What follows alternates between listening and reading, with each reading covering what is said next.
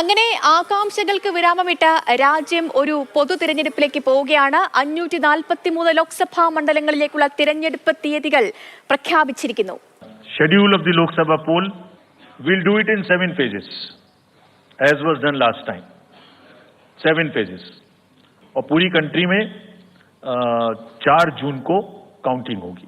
രാജ്യത്താകെ 7 ഘട്ടങ്ങളിലായാണ് വോട്ടെടുപ്പ് നടക്കുക. ഇതിൽ ആദ്യഘട്ടം എന്ന് പറയുന്നത് ഏപ്രിൽ 19-നാണ്.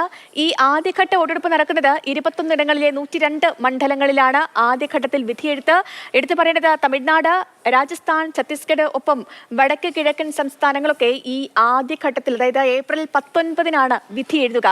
ഇനി രണ്ടാം ഘട്ടത്തിലേക്ക് പോവുകയാണെങ്കിൽ രണ്ടാം ഘട്ടം ഏപ്രിൽ 26-നാണ്. 13 ഇടങ്ങളിലെ 89 മണ്ഡലങ്ങളിലാണ് ഈ ഘട്ടത്തിൽ തിരഞ്ഞെടുപ്പ് നടക്കുക.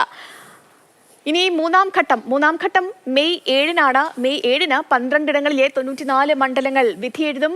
അതിനുശേഷം നമ്മൾ നാലാം ഘട്ടത്തിലേക്ക് പോവുകയാണെങ്കിൽ നാലാം ഘട്ടം വരുന്നത് മെയ് 13-നാണ്. അവിടെ 10 ഇടങ്ങളിലെ 96 മണ്ഡലങ്ങളാകും ഈ ഒരു ഘട്ടത്തിൽ പോളിംഗ് ബൂത്തിലേക്ക് എത്തുക.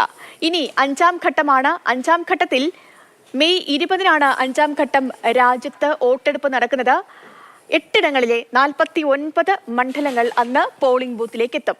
ആറാം ഘട്ടത്തിലേക്ക് നമ്മൾ പോവുകയാണെങ്കിൽ മെയ് 25-നാണ്. 7 ഇടങ്ങളിലെ 57 മണ്ഡലങ്ങൾ ആറാം ഘട്ടത്തിൽ വിധിയെഴുതും. ഒപ്പം ഏഴാം ഘട്ടം ജൂൺ 1-ന് 8 ഇടങ്ങളിലെ 57 മണ്ഡലങ്ങളാണ് പോളിംഗ് ബൂത്തിലേക്ക് എത്തുക. ഇനി ഈ പൊതുതെരഞ്ഞെടുപ്പിലെ അവസാന ഘട്ടം ജൂൺ 1 തന്നെയാണ്.